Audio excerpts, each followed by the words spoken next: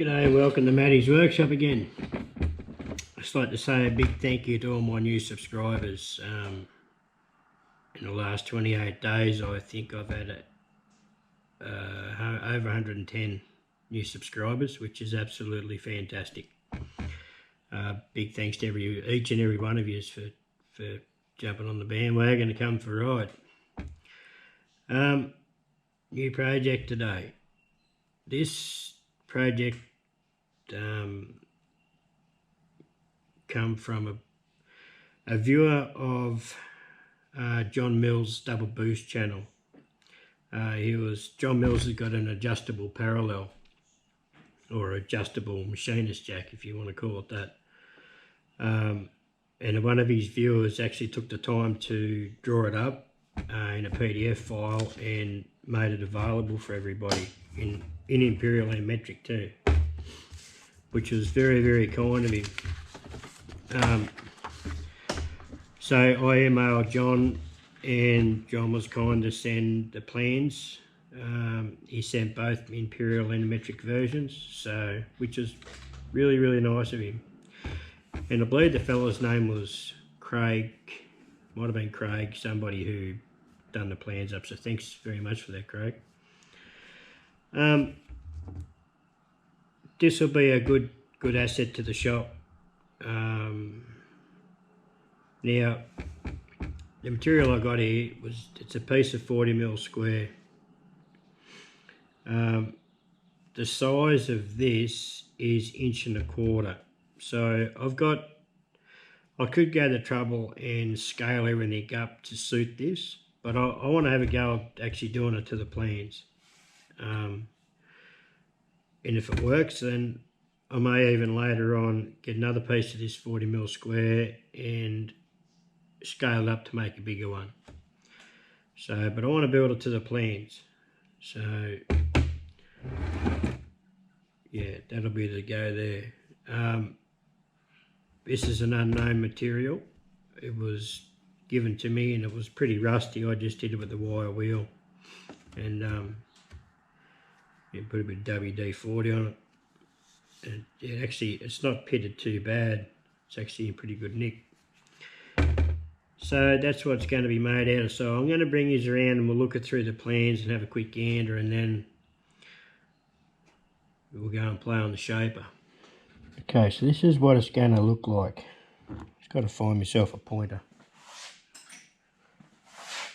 This is what it's going to look like. So you got the main body, and then this is a wedge. So as you do it up this bolt or this screw at the end, it pushes this wedge up, which follows the taper, and it just comes up, square, if you'd like. So it's all made of, well, the plans say 4140 pre-hardened. I've got no idea what this piece is, whether it's hard, soft, in between, I've got no idea, but it's going to do the job. So the main body calls for 1.25 inches square, 3.25 inches long, and it's got a 20-degree, this slot down there, it's in the picture there, this slot down here is on a 20-degree taper. This will have, in my case, it'll have a 4mm pin, goes through the centre to hold that wedge in place. So pretty good drawings the old mate done of that, eh? So that's the view of the end cap. I don't have any counterbore drills or counterbores bits, so we'll have to come up with an idea there. That's also 1.25 inches, same dimension, same outer dimensions as the main body. Then we have the wedge. So this wedge is 1/2 inch thick.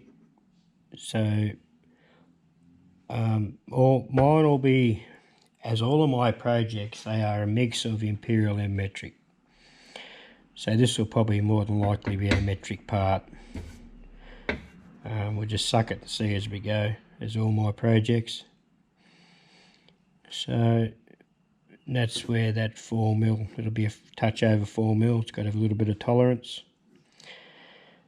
That's that 4mm slot. I was saying that this pin will, it's actually this pin here, which come out of a printer, Canon printer. That's what that'll be used for. So what my plan is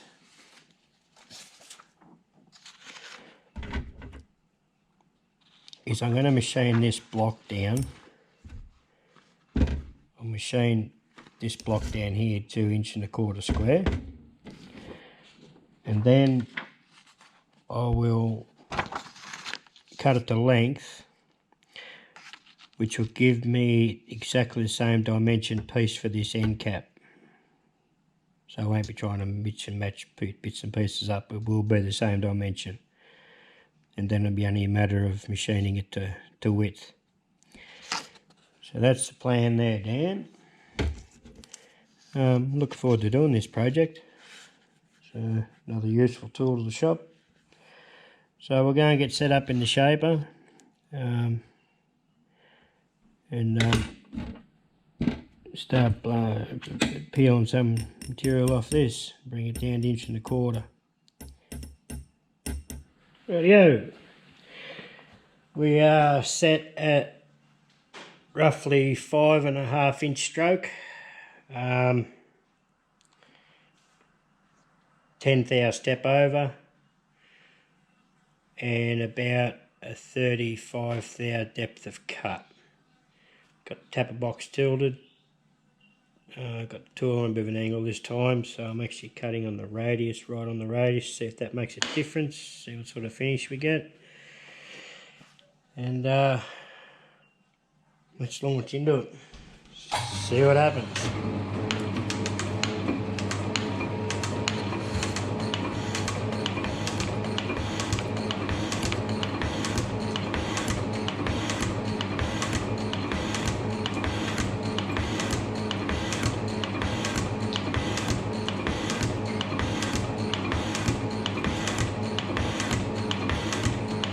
Big chips.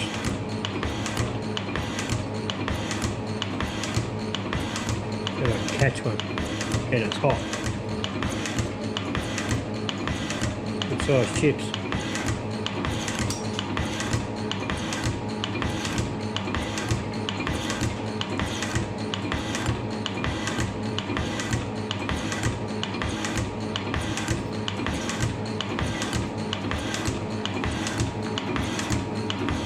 So it's getting a fairly nice finish on that.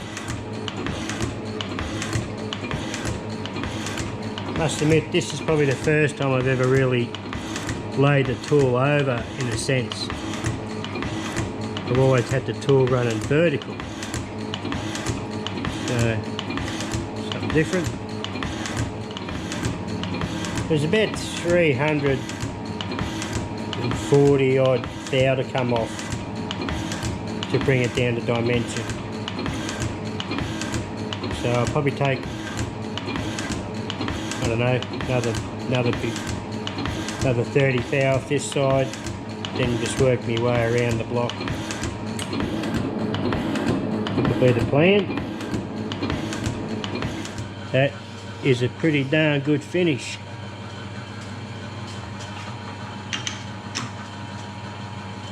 Suckers are sticking to me everywhere.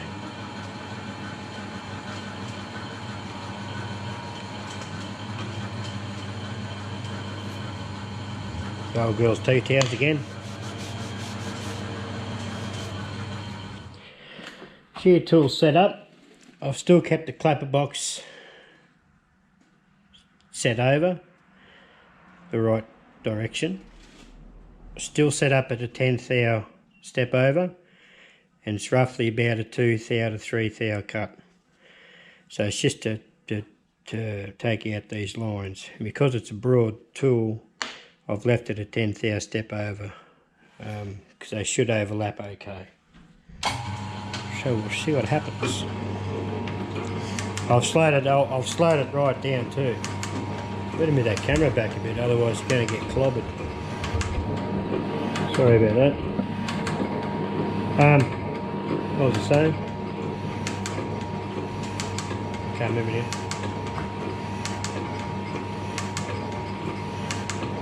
Obviously, I've slowed it down to the slower speed, 44 strokes a minute.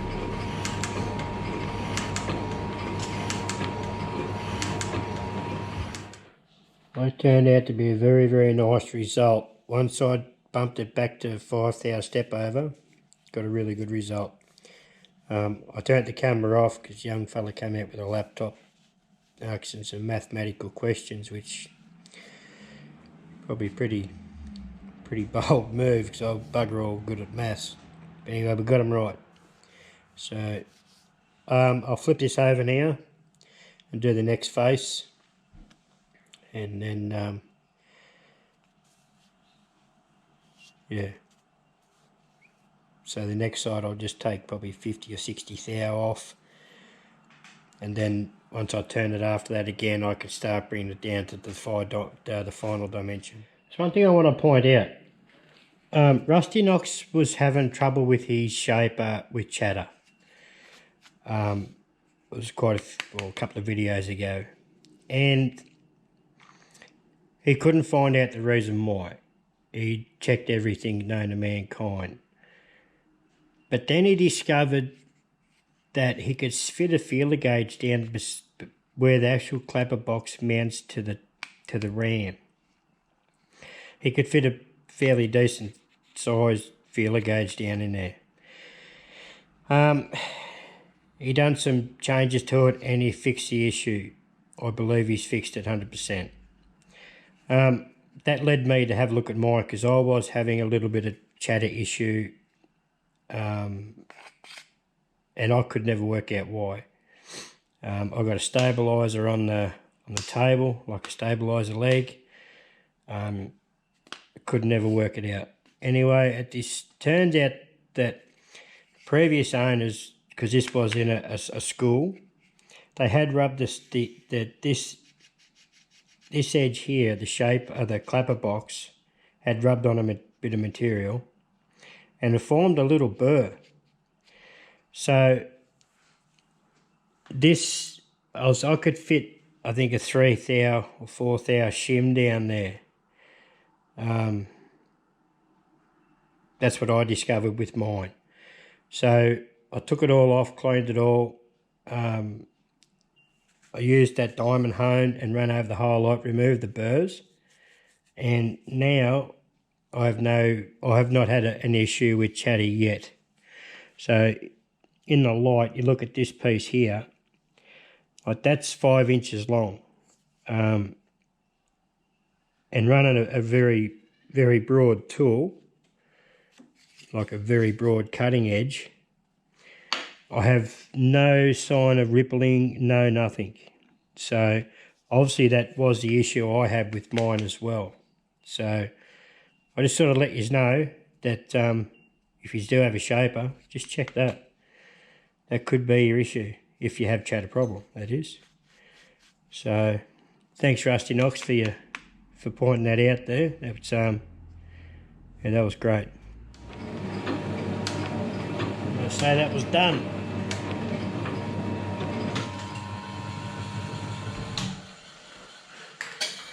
So 1.25 inches is 31.75 millimetres.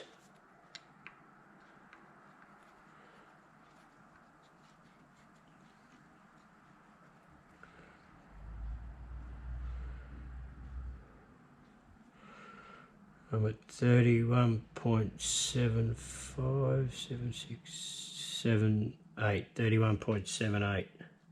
So 0.03 off. I'm going to call it that. That's just bloody close enough for me. Okay, I've got it squared up in the mill here.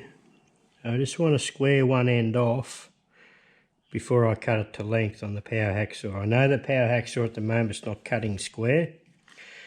I have changed the blade recently and I just can't quite get it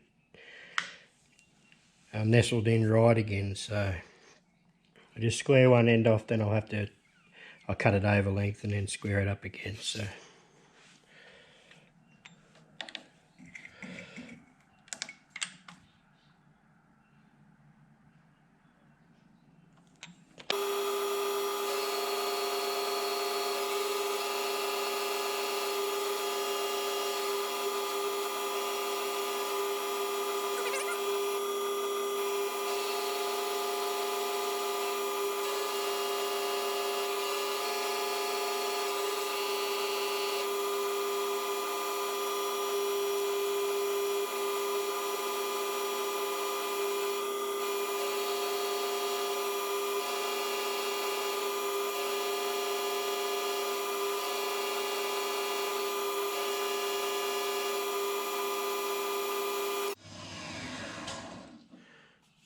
Beautiful.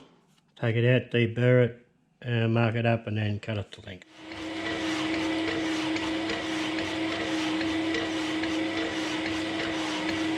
Not too sure if you can see the scribe line there. It's actually not cutting as bad as what I thought.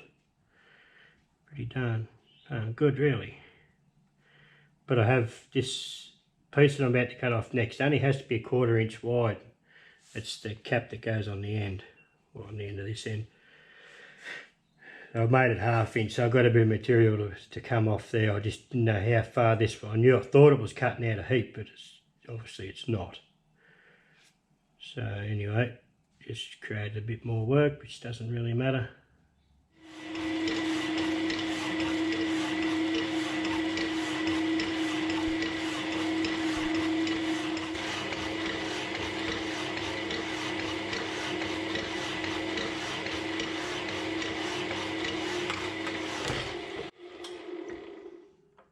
There we go.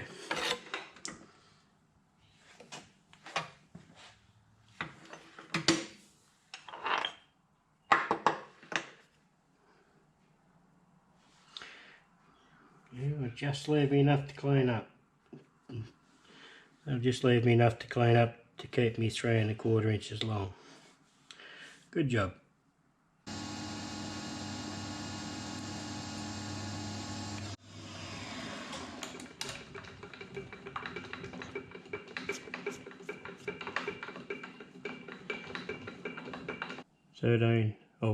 Three inches 250 on the mark. So I hope you can see that. No, you can't even see it. Bloody hell. I'm onto it today. Okay. 3 inches 250. Now you can see it. I've decided I'll bring this end cap down to dimension, then all bits of, you know, they're down to size. So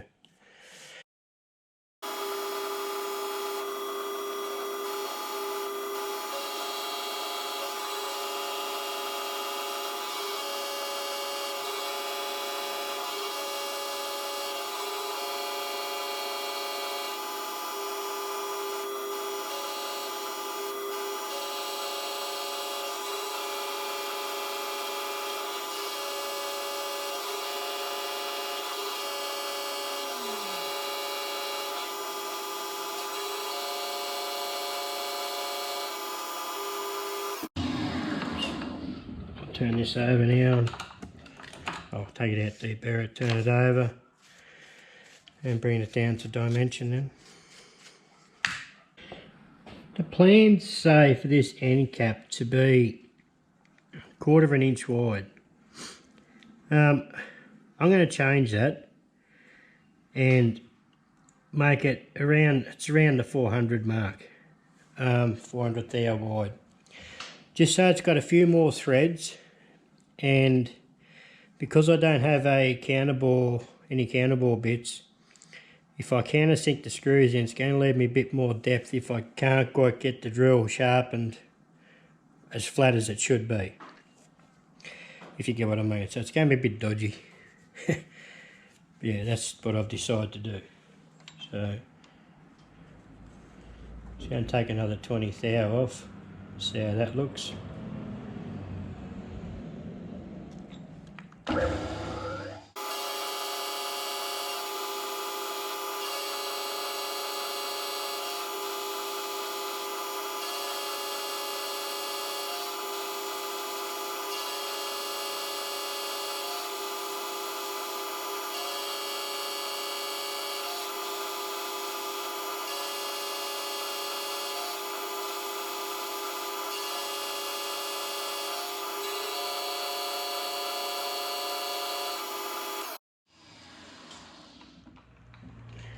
I reckon I'm going to leave it at that. I'd just rather have a bit more meat to play with. That's pretty darn smooth. So, you know, I don't know. Might be wrong, it might be right, I don't know. Personal choice.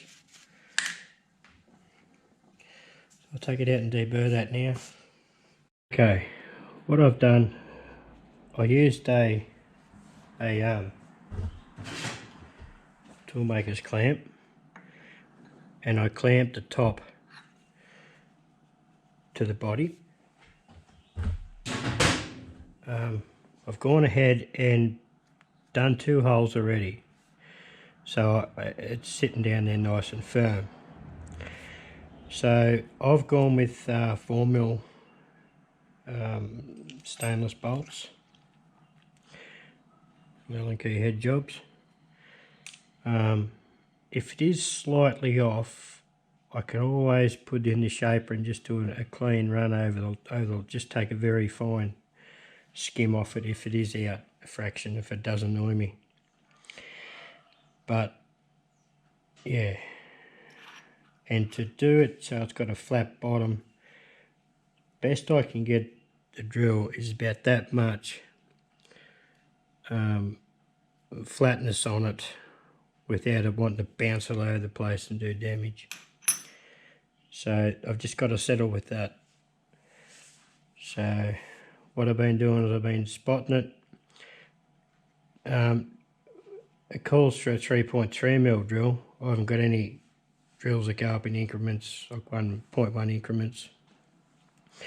So I've gone to 3.5. It is a fairly deep hole, and I don't want to chance it by breaking the tap off. So I've just gone for 3.5mm. They still hold okay. It's something that's going to be done up and left done up. It's not as if it's going in and out 300 times.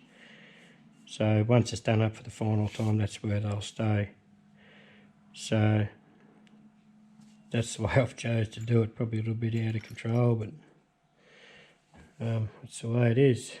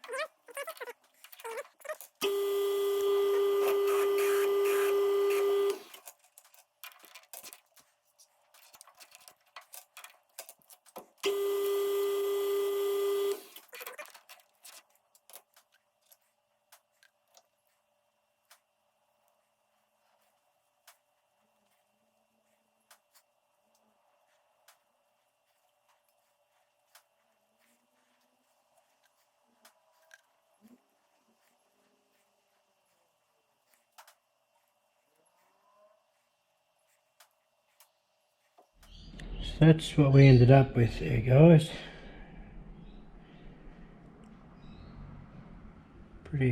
I'm pretty happy with that. They all look pretty good.